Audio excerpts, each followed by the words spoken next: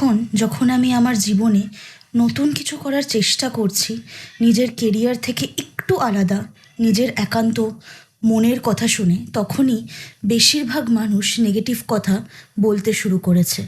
এটা হবে না তোর দ্বারা, এত ঝুঁকি কেন নিচ্ছিস, এতগুলো কাজ তোর দ্বারা হবে, তোমার জন্য এই কাজটা নয়।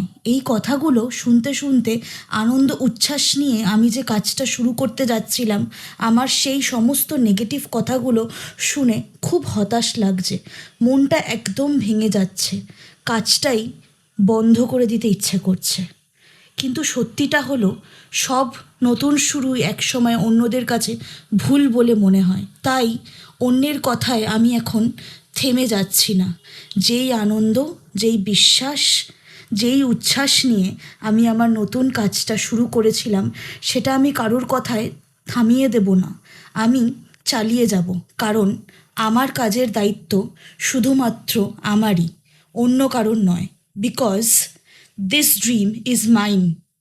And even if I'm scared, even if I'm struggling, I will still choose to move forward.